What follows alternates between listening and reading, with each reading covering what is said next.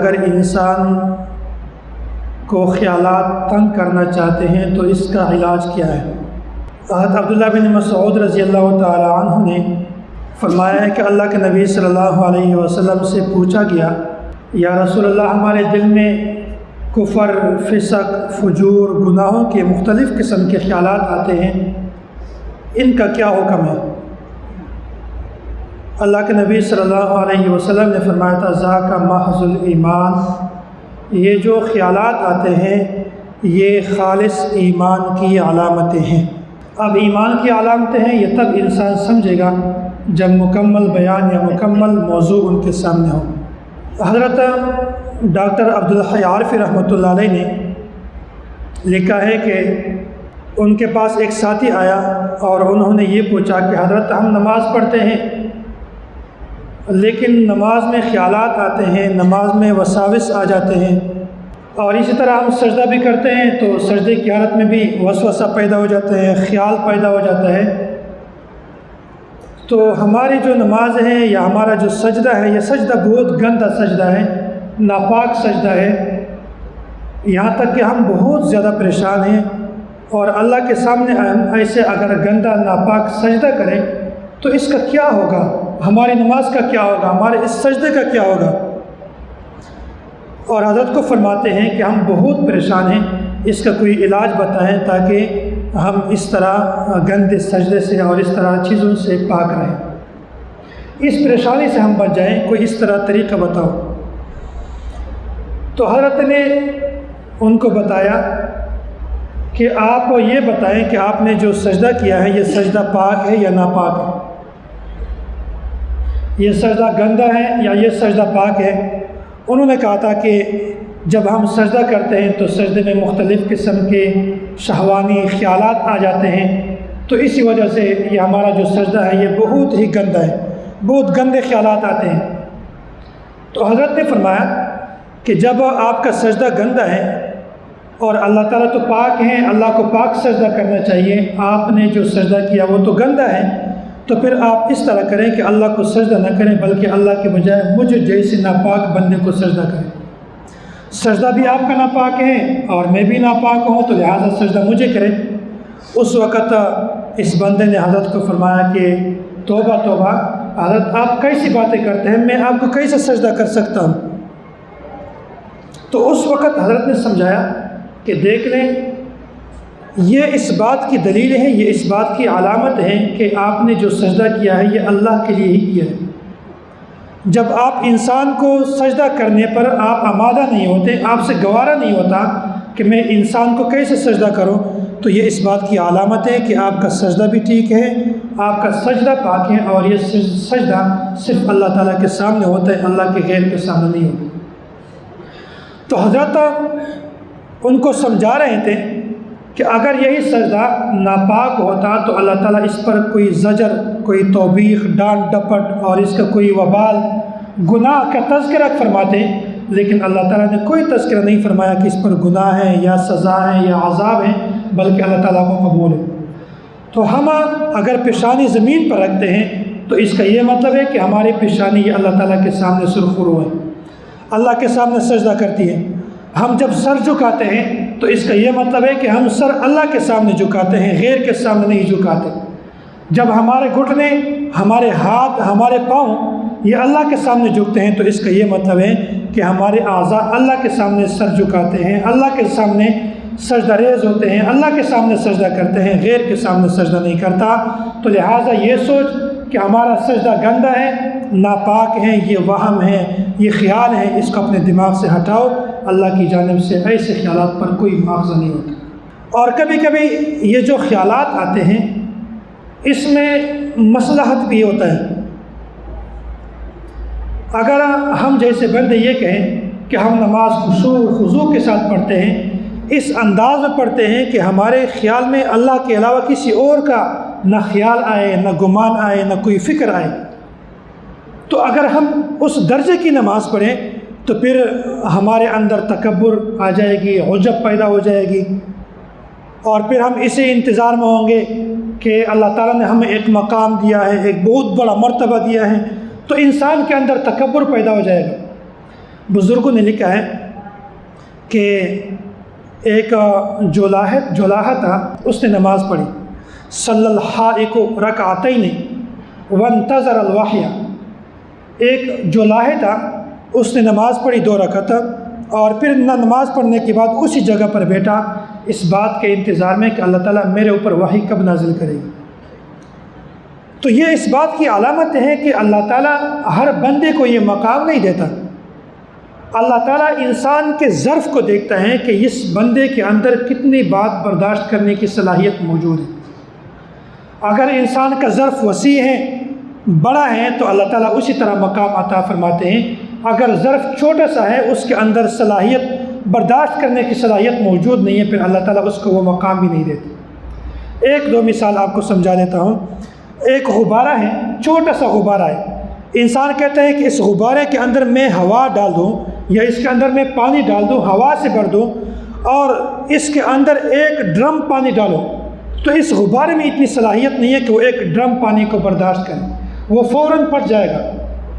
اسی طرح ایک چھوٹا سا برتن ہے، چھوٹے سے برتن میں آپ نے یہ سوچا کہ اس میں بہت زیادہ پانی ڈالوں، تو یہ ہو ہی نہیں سکتا، اس لیے کہ یہ غبارہ، اس کا ظرف اتنا کمزور ہے کہ یہ زیادہ پانی کو برداشت نہیں کر سکتا۔ اسی طرح برتن اتنا چھوٹا ہے کہ زیادہ پانی کو برداشت نہیں کرتا۔ اسی وجہ سے فرماتے ہیں کہ جب انسان کا ظرف یہ بڑا ہو، وسیع ہو، تو اللہ تعالیٰ اسی کی مناسبت سے ان کو بڑا مقام دیتے ہیں۔ لیکن اگر انسان کا ظرف کم ہو تو اسی بنیاد پر اس کو کم مرتبہ اور کم مقام عطا فرماتے ہیں۔ تو اسی وجہ سے فرماتے ہیں کہ اگر انسان نماز خشوع خضوع کے ساتھ پڑھے آج کل کے دور میں، تو وہ بعد میں اسی انتظار میں ہوگا کہ میں نبوت کا دعویٰ کروں، اسی انتظار میں ہوگا کہ میں مہدی کا دعویٰ کروں، اسی انتظار میں ہوگا کہ میں بڑے بڑے عہدے کا دعویٰ کروں، تو یہ انسان جو ہے یہ راہ راست سے ہٹ جائے گا۔ تو یہ نماز کے اندر جو خیالات ہیں، وساوس ہیں، اسی میں بھی بہت مصلحت ہے ہمارے لیے۔ اگر یہی خیالات، یہی وساوس نہ ہوتے تو انسان گمراہی تک پہنچ سکتا تھا۔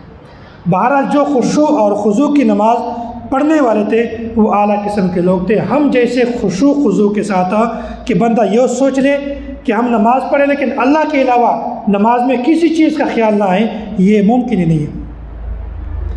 اس طرح بھی نماز نہ پڑھیں جس طرح ایک واقعہ مشہور ہے کہ ایک آدمی نماز پڑھ رہا تھا، تو نماز کے بعد اس نے امام کو کہا تھا کہ آپ نے 3 رکعت نماز پڑھائی ہیں، 4 رکعت نہیں پڑھائی۔ امام حیران ہو گیا کہ آپ نے کیسے یہ سوال کیا، آپ تو کبھی نہ نماز میں آتے ہیں، آ بھی جاتے ہیں تو بس جلدی جلدی پڑھ کر چلے جاتے ہیں، آپ نے یہ سوال کیسے کیا، کیا دلیل ہے تمہارے پاس؟ اس نے کہا میں روزانہ جب 4 رکعت نماز پڑھتا ہوں تو میرے 4 دکانیں، ہر رکعت میں 1 دکان کا حساب لگاتا ہوں۔ اب میں جب نماز پڑھ رہا تھا تو میں نے 3 دکانوں کا حساب مکمل ہو گیا، 4تھا دکان تو میرا رہتا ہے۔ تو اس سے معلوم یہ ہوا ہے کہ آپ نے 4 رکعت نماز نہیں پڑھائی بلکہ 3 رکعت پڑھائی۔ تو اتنا بھی خشوع نہ ہو کہ آپ کو یہ بھی نہیں پتہ چلا ہو کہ ہم کیا پڑھتے ہیں، ثنا پڑھتے ہیں یا الحمد پڑھتے ہیں یا کوئی تلاوت وغیرہ کرتے ہیں، اتنا زیادہ خشوع بھی نہ ہو۔ اسی طرح اللہ تبارک و تعالیٰ نے ایک اصول بیان کیا ہے، اس کے بارے میں بہت ساری احادیث موجود ہیں، لیکن میں ان تمام احادیث کا خلاصہ آپ کے سامنے ذکر کرتا ہوں۔ اللہ تبارک و تعالیٰ نے ایک اصول بیان کیا کہ اگر انسان گناہ کر لیتا ہے تو اس گناہ پر اس کو سزا ملتی ہے، وبال ملتا ہے، لیکن اگر کسی گناہ کے کرنے کا اس کے دل میں خیال آ جائے، گناہ کے کرنے کا ارادہ کریں، تو پھر جب تک اس ارادے کو پختہ نہ کریں یا اس ارادے کو عزم میں تبدیل نہ کریں، اس وقت تک اس انسان کو اس خیال پر گناہ نہیں ملتا۔ لیکن اگر یہی انسان بار بار اس خیال سے بچ جاتا ہے، ایک گناہ کا عزم بھی کر لیتا ہے، ارادہ بھی کر لیتا ہے، لیکن پھر بھی اپنے آپ کو بچا لیتا ہے، گناہ کا ارادہ کرتا ہے پھر بھی اپنے آپ کو بچا لیتا ہے، دل میں گناہ کا خیال آ جائے لیکن پھر بھی برداشت کر لیتا ہے، فرماتے ہیں کہ ایسے انسان کو اسی گناہ سے بچنے پر بھی ثواب ملتا ہے۔ لیکن نیکی کا اصول ایسا نہیں ہے۔ نیکی کے بارے میں اگر انسان صرف ارادہ کریں، دل میں خیال پیدا ہو جائے، عزم بھی نہ کریں، پھر بھی اللہ تعالیٰ اسی ارادے پر اس انسان کو نیکی عطا فرماتے ہیں۔ ایک بندہ ہے، وہ یہی خیال کرتا ہے وہ یہی سوچتا ہے کہ اگر اللہ تعالیٰ نے مجھے مال دیا، جائیداد دیا، 1,00,000 روپے میرا اس کام میں منافع ہوا، تو میں اس میں سے 1,000، 2,000، 5,000 روپے صدقہ کروں گا۔ اب یہ انسان ایسا ہوا کہ اس نے ارادہ کیا نیک کام کا، لیکن ارادہ پورا نہیں ہوا، اس کو نقصان ہو گیا، مال میں منافع نہیں ہوا۔ فرماتے ہیں کہ اس ارادے کی وجہ سے پھر بھی وہی 5,000 یا 2,000 صدقہ کرنے کا اس کو ثواب ملتا ہے۔ تو اللہ تبارک و تعالیٰ نے ایک اصول بیان کیا ہے کہ اگر آپ کسی گناہ کا ارادہ کر لیں یا گناہ کا خیال دل میں پیدا ہو جائیں، اس وقت تک آپ کو اللہ تعالیٰ اس گناہ پر سزا نہیں دیتے ہیں، جب تک کہ آپ کے اس گناہ کو یا کرے نہ، یا آپ کے دل میں پختہ عزم پیدا نہ ہو جائے۔ لیکن اگر کوئی انسان نیکی کا کام کرتا ہے، ارادہ کرتا ہے، تو نیکی کے ارادے پر اللہ تعالیٰ آپ کو ثواب دے دیں گے۔ مفتی محمد شفیع عثمانی نور اللہ مرقدہ، یہ حضرت مفتی محمد تقی عثمانی دامت برکاتہم کے والد صاحب ہیں، تو انہوں نے ایک جگہ پہ لکھا ہے کہ یہ جو انسان کے دل میں خیالات آتے ہیں، اس کا کیا مطلب ہے۔ انہوں نے ایک مثال سے سمجھایا۔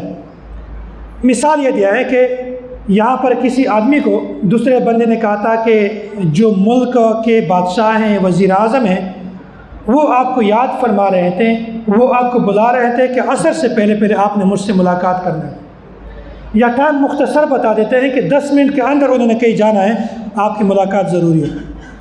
اب یہی بندہ راستے میں نکل گیا، جا رہا ہے تو کوئی آدمی اس کو کپڑے سے کھینچ رہا ہے، کوئی آدمی اس کو لات مارتے ہیں، کوئی آدمی اس کو گالی دے دیتے ہیں، کوئی آدمی اس کو ٹانگ اڑا کر اس کو گرا دیتے ہیں۔ تو اب یہی بندہ اسی گالی کا جواب دے گا، یا اس کے ساتھ ٹانگ اڑا کر بدلہ لے گا، یا اسی کو اپنے بازو سے یا کپڑوں سے کھینچے گا، یا بادشاہ کے دربار میں حاضر ہوگا۔ اب یہی انسان سوچتا ہے کہ اگر میں نے اس کو گالی کا جواب دیا تو وہاں سے پھر گالی، لڑائی کا خطرہ ہے۔ اگر میں نے اس کو بازو سے کھینچا تو ہمارا وقت ضائع ہوتا ہے۔ اگر میں نے اسی کو گرایا تو لڑائی جھگڑا پیدا ہو جاتا ہے۔ اسی وجہ سے یہ انسان اس کو چھوڑ دیتے ہیں، کہتے چھوڑ یار، فضول انسان ہے، بیوقوف آدمی ہے، اس کو پتہ نہیں چلتا کہ میں کیا کرنے والا ہوں۔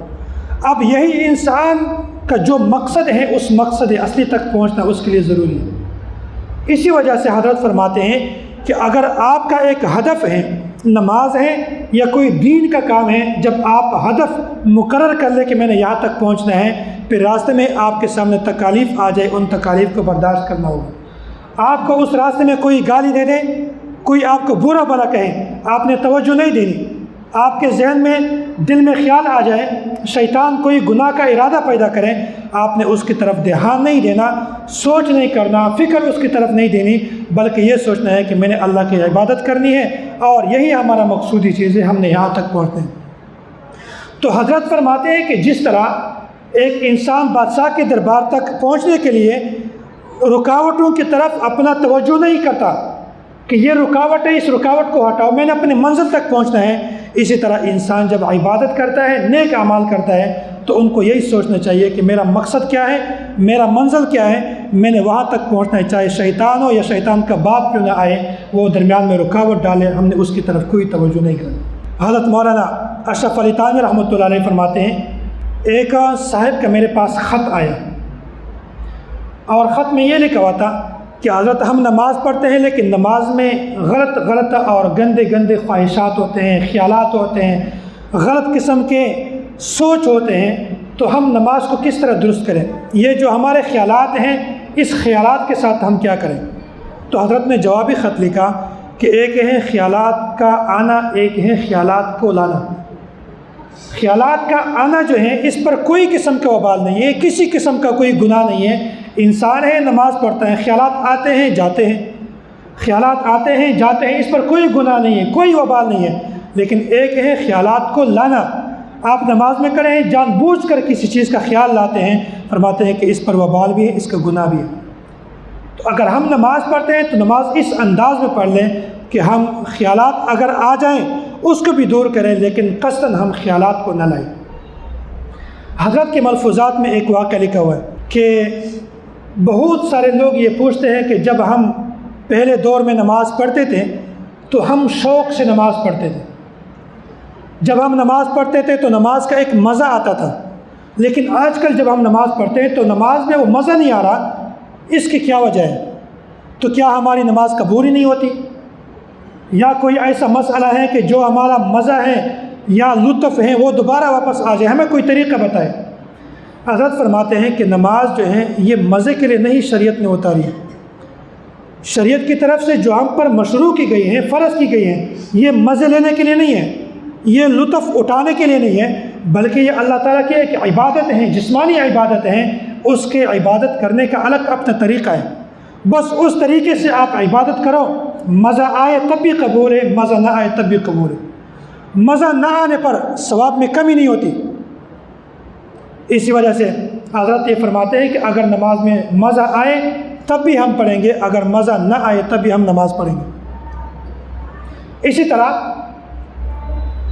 حضرت مولانا رشید احمد گنگوہی رحمۃ اللہ علیہ نے یہ بات لکھی کہ جو انسان مزے کے بغیر نماز پڑھے، وہ کہتے ہیں مجھے نماز کا مزہ نہیں آ رہا، لطف نہیں آ رہا، لیکن میں پھر بھی نماز پڑھتا ہوں، مشقت ہے، تکلیف ہے، برداشت کر کے پھر بھی نماز پڑھتا ہوں۔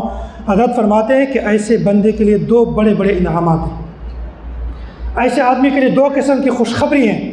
ایک خوشخبری تو یہ ہے کہ انسان لطف کو چھوڑ دیتے ہیں، مزے کو چھوڑ دیتے ہیں، پھر بھی نماز پڑھتا ہے، شیطان کے خیالات کو چھوڑ دیتے ہیں، گناہوں کو چھوڑ دیتے ہیں، تکلیف کو برداشت کر کے پھر بھی نماز پڑھ لیتا ہے۔ حضرت فرماتے ہیں کہ اس تکلیف اور مشقت کے باوجود نماز پڑھنا اللہ تعالیٰ اس پر دگنا ثواب عطا فرماتے ہیں، اللہ اس کو مزید اضافی ثواب دے دیتے ہیں۔ اور دوسرا انعام کیا ہے کہ جب انسان نماز پڑھ لیتا ہے تو پھر اسی وقت اگر انسان سوچتا ہے کہ میری نماز میں لطف آ جائے، میں نماز پڑھوں، مزے کے ساتھ پڑھوں، لطف کے ساتھ پڑھوں، تو پھر اس صورت میں اشکال ہو سکتا ہے کہ یہ انسان نماز اللہ کے لیے نہیں پڑھتا، اپنے مزے لینے کے لیے پڑھتا ہے۔ کوئی آدمی باہر پوچھ لیتا ہے کہ آپ کہاں جا رہے ہیں؟ وہ کہتے ہیں میں نماز پڑھنے کے لیے جا رہا ہوں۔ نماز کس کے لیے پڑھ رہے ہیں؟ وہ نماز میں جو مزہ آتا ہے نا، کمال کا مزہ ہے۔ جو نماز میں چس ہے نا، وہ کہیں اور پر نہیں ہے۔ تو لوگوں کے ذہنوں میں یہ خیال آ جاتا ہے کہ یہ انسان تو نماز اللہ کے لیے نہیں پڑھتا، یہ تو مزہ لینے کے لیے پڑھتا ہے۔ تو حضرت نے فرمایا کہ جب انسان اس مزے، اس لطف کو سائڈ پر رکھ دے، اپنی تکلیف مشقت کے باوجود پھر بھی اللہ کے لیے نماز پڑھے، تو اس کا یہ مطلب ہے کہ یہ انسان اپنے مزے کے لیے نماز نہیں پڑھتا، یہ انسان صرف اللہ تعالیٰ کی رضا کے لیے نماز پڑھتا ہے، اللہ کی عبادت سمجھ کر نماز پڑھتا ہے۔ تو اسی وجہ سے اللہ تعالیٰ اس انسان کو ڈبل اجر عطا فرمائیں گے۔ اللہ تعالیٰ ہمیں صحیح نماز پڑھنے کی توفیق عطا فرمائے، اللہ تعالیٰ ہمیں شیطانی وساوس اور خیالات سے بالکل محفوظ فرمائے، اللہ تعالیٰ ہمیں نیک اعمال کی توفیق عطا فرمائے۔ وآخر دعوانا ان الحمد للہ رب العالمین۔